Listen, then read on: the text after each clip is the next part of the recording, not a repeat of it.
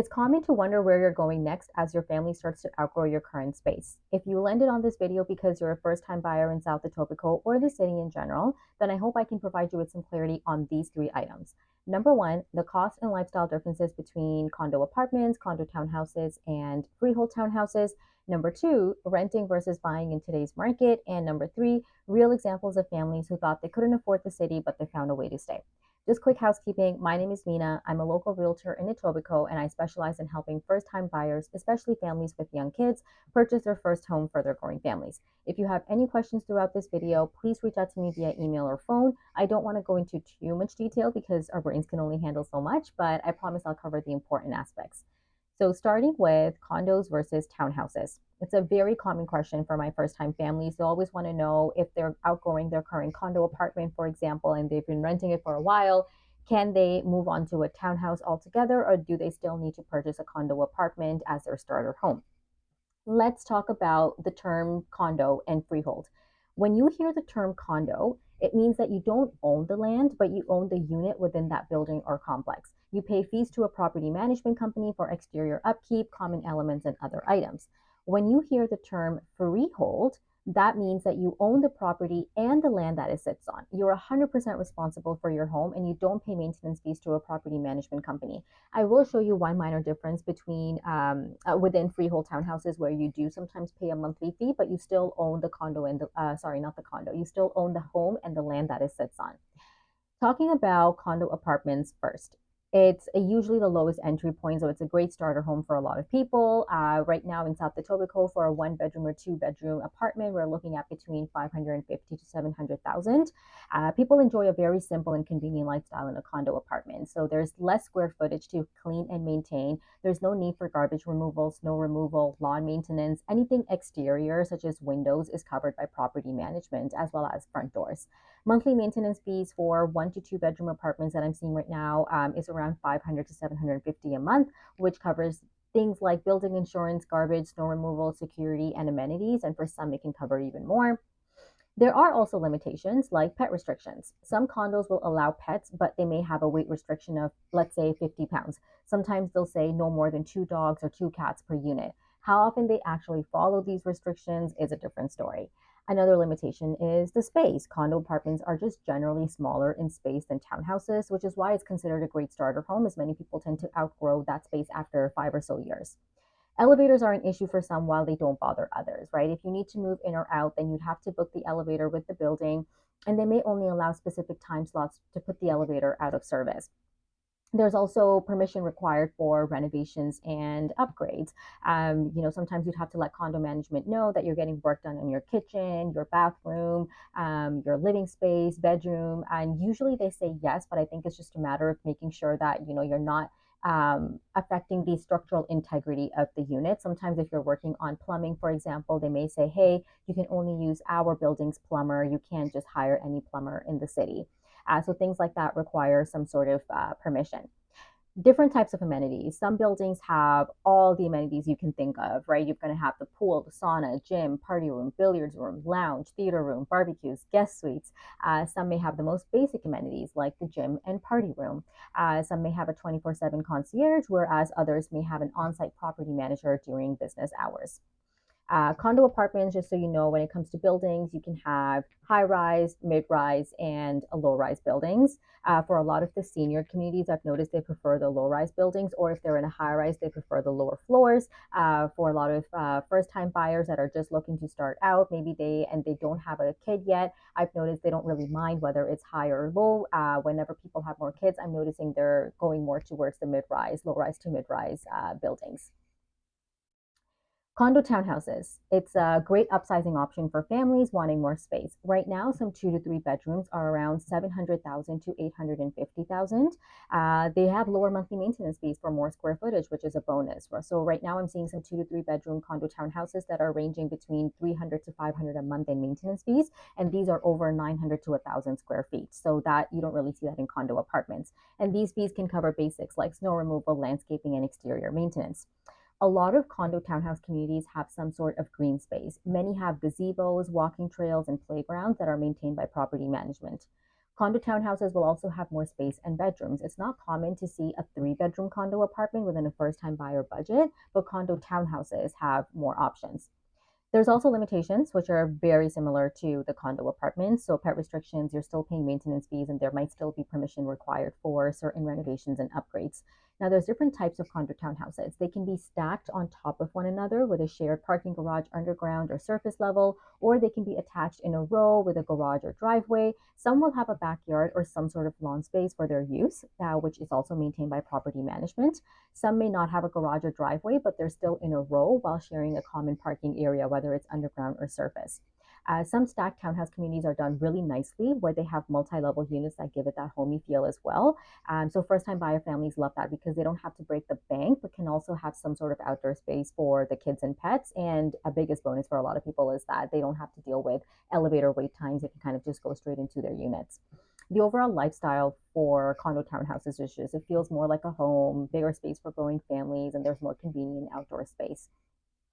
Before I jump into freehold townhouses, I want to talk about status certificates. Every single condo will have something called a status certificate. It's like a 200 plus page document with information on the financial health of the property.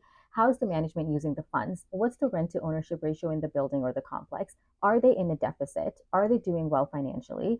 What were the most recent audit results? What did they spend money on to improve the complex? All of that gets revealed in the status certificate. Your lawyer is going to review this whenever you put an offer on a condo. If your lawyer finds any red flags, then they'll tell you about it, and then you can step away from the purchase if you don't feel comfortable. This is an example of a shared folder between myself and the lawyer, where we received the status certificate documents from a seller's condo building, and it included everything that the lawyer was then going to review for my buyer clients to then make sure that everything was good and there were no red flags. Moving on to freehold townhouses. Well, the biggest benefit is that you don't have maintenance fees because you own your property and the land that it sits on. So there isn't a property management company that is part of any upkeep. This means that you have full control over what you would like to upgrade in your home and when, but there can be limitations like if you wanted to add a pool in your backyard, and then you would have to know if there's a restriction from the city on that, but that's a completely separate topic. For now, just know that you don't have to report to a condo manager for these types of renovations. Freehold townhouses also have a higher resale value than condos, but that obviously means you're paying more for it than a condo. So they are pricier. Right now, I'm seeing the current market for these is around 850,000 to over a million. Another drawback is that you are fully responsible for everything, right? If anything comes up, if there's any issues with the roof, windows, plumbing, lawns, backyard, that's all on you. Now, when it comes to the types of freehold townhouses, there are some communities where you can purchase a freehold townhouse, but there is a monthly fee associated with it. And even if you own the property and the land that it sits on, this is called a parcel of tied land, or what we say pottle.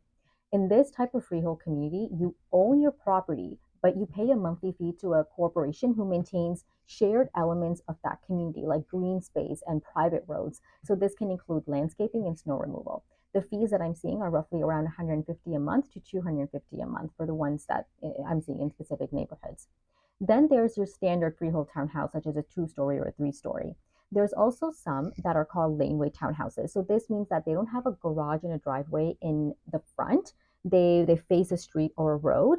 There's usually a back or lane entrance leading to a garage and driveway. Overall lifestyle for freehold townhouses is that you have more space, more privacy and independence, but then you're also having higher responsibility and repair costs. All right, renting versus buying. It's another common question. Right now, I just finished off talking to a potential client. Their landlord has now sold their condo unit, and they have about 60 days to figure out where they want to go next. And they've had conversations with mortgage agents already where they're thinking that they could actually just buy. So they're just running numbers with me and we're figuring out what's the next best move because they really like the area that they're in. So should they just rent a bigger space in the same area, or can they afford something in the same area, pay a little bit more, obviously, use their savings to pay more, but then does it make sense to just settle in that same area by buying? So we're just having those conversations right now. So let's talk about rent versus buy. Right now, an average one-bedroom condo in South Etobicoke, I'm seeing around 2,300 to 2,700. Average two-bedroom condos are around 2,700 to 2,900. Anything that's closer to the lake, I'm seeing prices go up for that as well. If you're buying, let's say you buy a $650,000 condo with your minimum down payment of 40,000, you're looking at an average monthly payment of 3,100 in today's current market. Let's talk about renting. So, pros and cons. Right now, the biggest pro is, there is flexibility, and there's not just flexibility with you being able to move out within a year if you're not comfortable with your landlord or something happens, life circumstances happen, you can move out. You're not tied to a specific loan. You're also just flexible in your overall lifestyle, right? Like because you're not tied to a loan, you can save more, you can put more towards your other investments that you have in mind. If you're thinking about starting a small business, if you have a side hustle, people find it easier when they're renting because they don't feel that pressure of all of these different responsibilities of home ownership, so they can start something like that. Not paying property taxes, no major repair costs. So if you're renting and your landlord, something happens with an appliance, you can call your landlord and then you can let them know, hey, something broke, and then they can come and fix it. So you're not putting out such a large amount for something breaking down. Hopefully, that is the agreement that you would have with your landlord. And then the con is that, there is no equity building. 100% of the rent is going to the landlord. From that 100%, the landlord is taking a percentage that's going straight towards their mortgage to pay off that unit that you're living in. Rents may keep rising. And then there's less independence. You would need permission, to put up holes on the wall to decorate your home. It never may truly feel like it's yours. So let's do a cost example. Let's say you currently have rent payments of 2,800 a month. Water is usually covered in condo fees. Sometimes AC and heat is also covered. Hydro, let's say it's around 75 bucks a month. Gas, maybe around 40. Tenants insurance, 50. So your total monthly home costs are 2,965. If you look into buying, the pros, quickly talking about the pros and cons, you're building equity. You can work up the property ladder over the next 5 to 8 years. You have more independence in your home, but the drawback is that you have more upfront costs. It's obviously a big investment, and instead of putting money towards savings or other investments, you would probably be using a big chunk of your savings for your down payment. And some people get really nervous about that. They like to see more funds in their bank accounts. So let's give a quick example. Let's say you purchase a $650,000 condo with a minimum down payment of 40,000 plus condo fees of about 550, which let's say include water, AC, building insurance, and maybe parking. Then you are looking at about 3,650 for just that. And then you have hydro, gas, condo insurance, property taxes. Let's say your total monthly home costs come up to around 4115. So on paper, that's obviously more than renting, but the difference is that you're building equity. Your payments are not 100% going to somebody. You're dividing them up between your principal and your mortgage, and it's going towards something you own. It's honestly, I think it's really going to just come down to what you're comfortable with. There are families who have been renting for over 15 years and they travel often. They use their savings for experiences and for events and for things that they like. They don't mind living that type of lifestyle with having to move around to another space if needed. But some people want that peace of mind with home ownership and they want to settle down. They see real estate as wealth building and they want to get started ASAP. So those conversations with um, the clients that I'm having that are thinking about home ownership, those are the type of conversations that we're having is where do you see yourself in the next 5 to 10 years in comparison to just, well, should I buy or should I rent based on what my monthly costs are going to look like right now in this moment? That's a really big important factor to consider as well, but it's the overall picture. So I want to talk a little bit about the current market to help understand the rent versus buy scenario as well. In this current market, investors have slowed down quite a bit and end users have picked up. So investors were typically buying because they were buying to rent or flip the property. Pre-construction, so pre-con or smaller studio one bed apartments were very, very common for investors because they weren't looking at the functionality of the space. It just wasn't as important. They were thinking about buying the space and then renting it out to international students, to new immigrants, to temporary workers. And we're seeing a lot of policy changes happening within our governments to kind of reduce those numbers as well now. And so investors have really, really slowed down. And as end users have picked up, end users meaning people and families who are looking to move into the place that they're buying to live in the home. So there's more criteria and there's more caution. first time buyers and upsizers are making a large chunk of the current market right now. So strategy is very, very important for them because they're thinking about what they're going to do in the next 5 to 8 years with that property and what kind of resale value it's going to have when they decide to upsize to a bigger home. So functionality of space, location, and community are very, very important. So let me give you an example. There were my clients. They actually moved right here in Etobicoke, in the Mimico area. Their landlords needed to sell. They had a good relationship with them where they were like, it's fine. We're thinking about buying ourselves as well, perhaps. So we'll start thinking, we'll start looking. The place was already getting tight for the couple and their toddler. They were paying around 2,300 a month, not including utilities. So as they were deciding between buying and renting, obviously the buy portion made a lot more sense. But at the same time, it was really nerve wracking for them because they were going to be using up so much of their savings towards this, whereas they had so much savings saved up that they were comfortable with, and they just figured, well, why don't we just get like a 2,800, 2,900 a month condo apartment again to rent out, and then we don't have to worry so much about the home ownership aspect. But when they ended up going condo shopping, they managed to see that there was so much available within their budget and actually less than their max budgets that they can get something without using all of their savings. They bought something under 600,000. It was a 1 bedroom plus den, and the den was big enough to support a room for their toddler. They had parking, they had a locker. It was 750 square feet, so it was actually bigger than the space that they were renting. It was in a low rise building, which is something that they really preferred. It was close to Mimico GO Station, which you can see is right here. Vibrant community is such a big mix of townhouses, condos, detached homes, and it was walking distance to their toddler's daycare and then also walking distance to their toddler's public school when they decide to put their toddler in the public school. And they just love the whole area. They're always walking around by the lake. Their biggest goal was to work up the property ladder because they are already thinking about owning a condo townhouse or a townhouse in the next few years. So this type of situation made the most sense for them, even though they realized that they were going to be paying more out of their pockets every single month for buying in comparison to renting. So the key takeaway overall is just renting may look cheaper today, but if you can't afford to buy and you have these long-term home ownership goals, then it might just make sense to start now and work up that property ladder faster. So let's talk about staying versus leaving, which is basically just it relies on two things. What's your lifestyle and what's your financial plan? Where's your family and your friends located? Did they move outside of the city because they had kids and they all wanted more space? They wanted a more suburban lifestyle. Do you want to do the same as well? So, what are your plans with how comfortable you are with your lifestyle and in your finances? Let's talk about lifestyle. What's your typical day like, right? So, do you have a lot of weekend gatherings in your current place? Your typical day, is it going to work and you're actually commuting into work, picking up your kids from daycare or school if you have kids, and you do dinner? Are there any extracurriculars? Are people coming over for a gathering even on weeknights?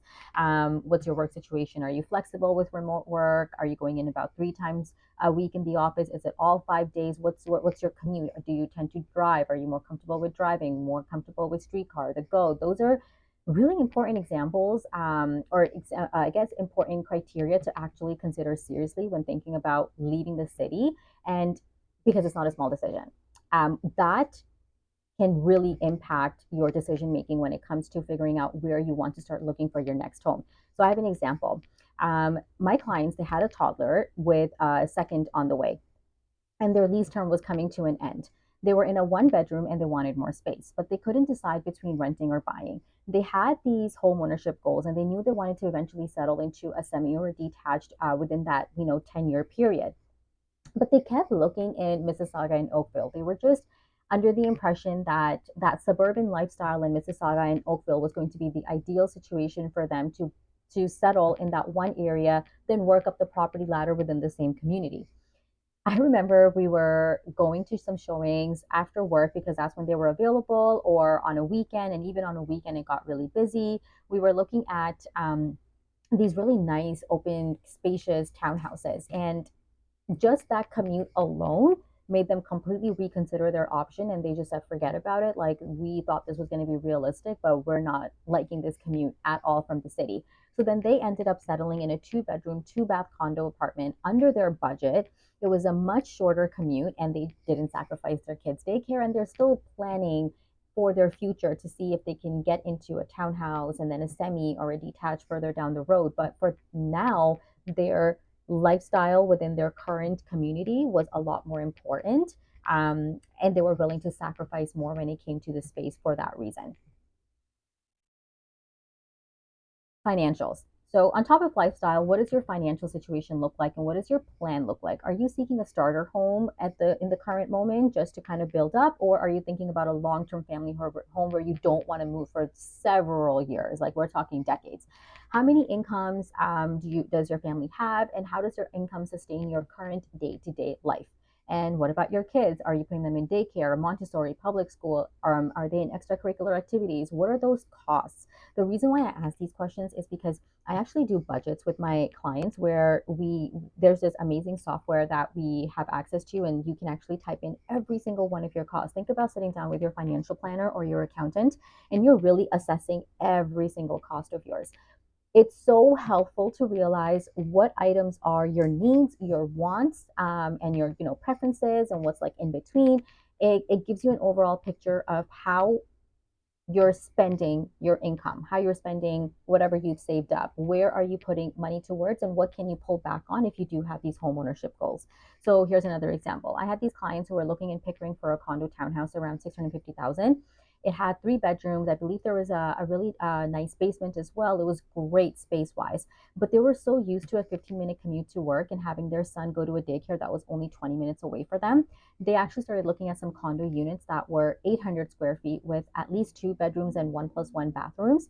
And they realized that that price point, even though it was the same, 650 in Pickering and 650 here in Toronto, they again really appreciated their lifestyle more because they didn't care for moving so much further away just for the space to get a bang for their buck. And they made the decision to settle into a 2 bedroom, 2 bath condo. Another example, this is a very quick one. These are some folks who purchased a house in Oshawa back in 2021, and just recently they decided to settle back into the city because they realized that even though they had all that space and they got something great for the money that they spent, it just they were really losing their minds living that far away, and they realized that it was not worth it. So again, it's not for everybody. Some people don't mind moving further away, and so many of my friends and family themselves have done it. But again, it comes down to what is your lifestyle, what is your financial plan, and how comfortable are you with this move. Before I actually end this, I want to talk about location just a little bit more. So we have something called a buyer triangle. A buyer triangle, you get 3 things. You get price, features, and location. You can usually get 2 out of these 3. So there is a sacrifice being made somewhere. Location tends to be the number one item that so many of my first time buyer clients are willing to sacrifice earlier on in their search. They say, hey, Mina, you know what? We're okay to move further away. Let's just look everywhere in the GTA. We're completely okay with settling anywhere as long as the home is amazing, as long as the price makes sense. But as they start exploring options, they usually change their minds, and location ends up being their number one priority. They're willing to pay a bit more or sacrifice certain features of the home that they're looking at as long as they can get the location that they want. And this only happens after they start getting way deep into their buyer journey. And just to keep in mind, sacrificing price doesn't mean that they're overpaying. It just means that they're willing to let go of a $650,000 purchase for a bigger home in Pickering and purchase the same amount, so a $650,000 condo apartment in Etobicoke, but it's still well within the market value of that condo apartment, just because location is what's really important to them. So I'm just recapping everything here. Condo apartments, condo townhouses, freehold townhouses all have their own different costs and lifestyles. Renting versus buying isn't just about today's monthly cost, it's about your long term goals. And moving outside the city isn't your only option. You do have options within South Etobicoke and the city for under $850,000 if that is the budget that you're looking at. I put together a hot list of the best units available in South Etobicoke under 850,000, which you should have received in your inbox if you came to this video through my ad. If you want to talk about your plans in more detail, or you still feel a little bit stuck on what your next steps could be, reach out to me. This is my email. This is my phone. I also have a booking link so where you can book a free consultation with me through my calendar. And that's all for now. Thanks for watching, and I'll talk to you soon.